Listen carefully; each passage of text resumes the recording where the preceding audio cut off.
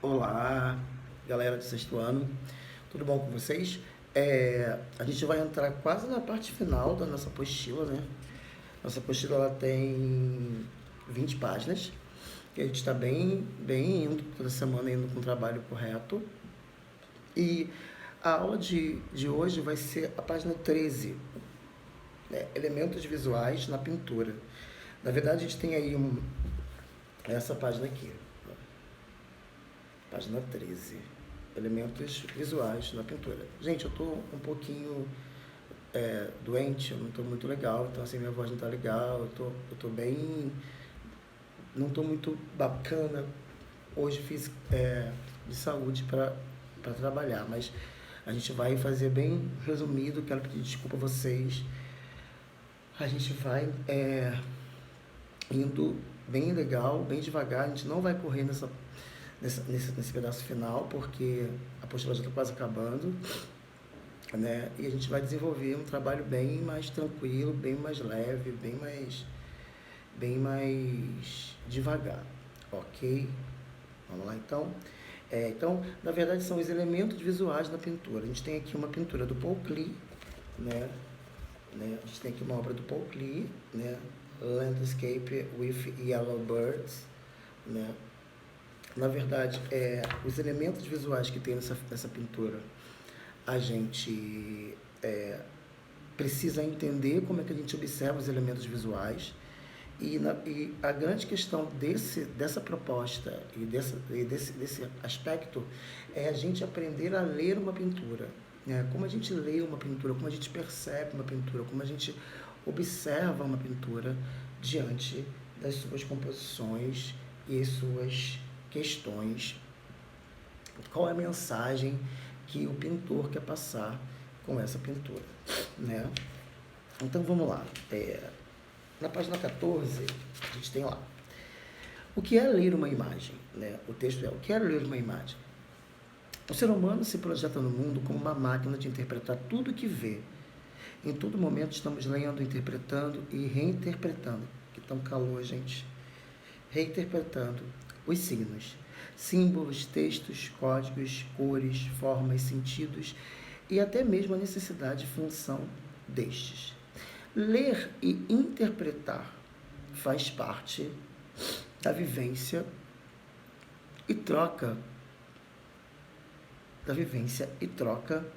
de experiências nas relações sociais, e na arte podemos fazer esta mesma interpretação, já que ela surge com meio de expressão e registro de cada grupo e período. Sendo assim, o ato de ler e interpretar nos conduz à argumentação, né, diante do que é de nosso conhecimento. Esse capítulo, né, ele vai trazer um conteúdo que aborda métodos e análises com o objetivo de proporcionar uma experiência teórica quanto à leitura de imagens. A pergunta é possível ler uma obra de arte? O artista pinta o que quer ou o que o espectador gosta? Né, são perguntas que a gente precisa pensar como que elas são discorridas e desenvolvidas. Então, primeira característica para ler uma imagem de um quadro. Primeira característica é a relação entre forma e conteúdo.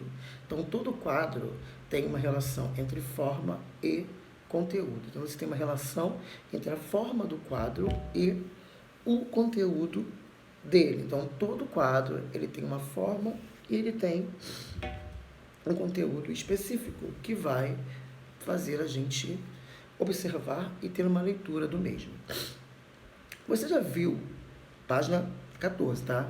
Você já foi ao museu ou galeria de artes? Apreciou que tipo de obra, escultura, instalações, arquiteturas, o quadro?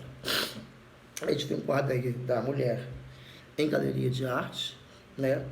O ato de ir ao museu ou em galeria de artes nos possibilita apreciar obras em que os artistas manifestam emoções, expressividade, habilidades técnicas, podendo, em muitos casos, instigar uma leitura crítica ou reflexiva. Somos apenas espectadores de um produto final, que antes de ser exposto, passa por um processo de criação, onde o artista planeja ele planeja, ele escolhe o material, e então elabora e desenvolve a composição. Essa composição é formada pelos elementos os quais o artista idealiza para a sua obra. E, eventualmente, durante o processo de criação, outros podem surgir. O que não significa que o elemento seja mais importante que o outro, ou seja, que exista uma hierarquia de seus significados dentro da composição. Os significados dos elementos estão e podem ser definidos dentro de um contexto atualizado entre figurativo e abstrato. Então você vai ter imagens que você vai ter a classificação figurativa e a classificação abstrata. Esse quadro aqui atrás é um quadro figurativo. Você consegue perceber o que o pintor quer passar. Alguns quadros abstratos, né, que a gente vê muita linha e forma, a gente não consegue entender o que o pintor quer passar. O figurativo é uma representação ligada ao mundo natural, é uma representação de algo que existe. A obra que está embaixo aqui, A Traição das Imagens, de René Magritte, é um belo exemplo para ilustrar o conceito de figurativo, né? Você vai olhar, é figurativo, você está vendo que é um cachimbo, né? É figurativo, você consegue perceber o que é figurativo. Aí tem o texto francês, eu não sei falar francês muito bem, Le Ciné Pas, on ne pipe, que se encontra na obra significa, isto não é um cachimbo. Podemos concordar com ele?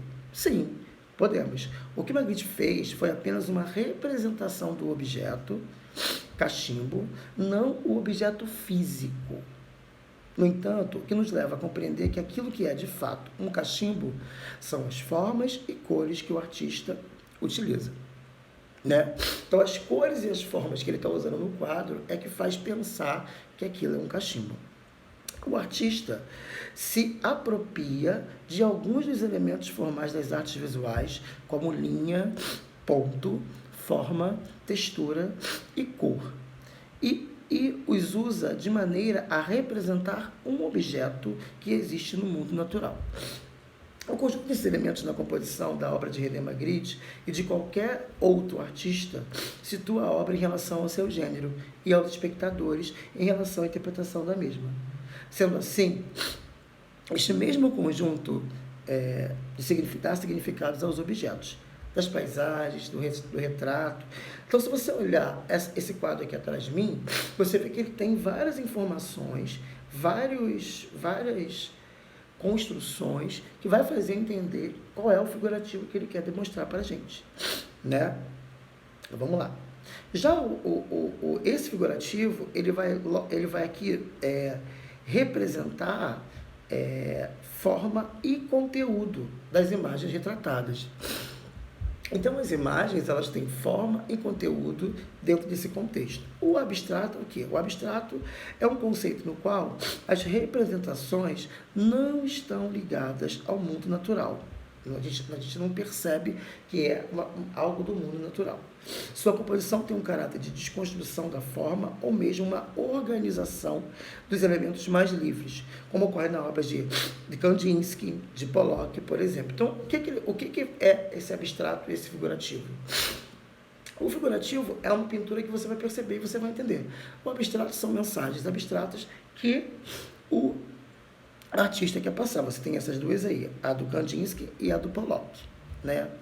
Teoria da forma, né? Teoria da forma e questões formais, né? Agora que compreendemos que forma e conteúdo é a relação existente entre os elementos formais da linguagem visual, né? Vamos entender como se dá essa interação dentro de diferentes contextos numa mesma composição, ou seja, numa mesma obra? Quer dizer, como é que eles estão dentro de uma mesma obra? O estudo e análise das imagens, de seus elementos, insere-se na ideia de alfabetização visual. Então, quando a gente começa a entender uma obra tanto figurativa, tanto abstrata, nós estamos passando por um processo de alfabetização visual, que se trata do conforto, conhecimento e estranhamento que as imagens podem nos causar, forma como interagimos e as interpretamos. Todo esse processo de entendimento é chamado de percepção visual. Então, quando eu estou observando o quadro, estou tendo percepção visual do que aquele quadro quer passar para mim. Uma das teorias que estuda a percepção visual é a Gestalt, risque isso aí, é a Gestalt, também conhecida como psicologia da forma. Ela afirma que para se compreender as partes, é preciso antes compreender o todo. Gente, aqui está suando, aqui está um calor, e o ventilador está muito distante. Eu estou suando horrores. Aqui. Não posso parar.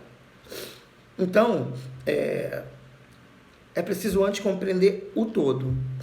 Um dos principais representantes dessa teoria é Max Wertheimer, que está aqui na página 15. Né? O que é a teoria de Gestalt? Né? A teoria de Gestalt tem como foco e como as pessoas interpretam o mundo, facilitando nossa forma de compreender as imagens e ideias. De acordo com essa teoria, durante a formação das imagens, os princípios de equilíbrio, proporção e harmonia são para o ser humano uma necessidade, por isso são indispensáveis. Então, você tem que ver uma obra de arte e perceber essas questões que ele está falando aqui. Equilíbrio, proporção e harmonia.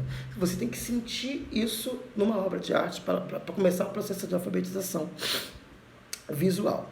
Na Gestalt, o todo é diferente da soma das suas partes. Para exemplificar isso, os psicólogos desenvolveram alguns princípios que explicam como nossa mente agrupa pequenas figuras para formar outras maiores, né? Outros maiores são eles. A gente segrega, a gente aproxima, semelhança, unidade, fechamento, continuidade, pregnância da forma. Então, aqui você vai ver, nessa imagem do Gestalt, as 7 leis de Gestalt.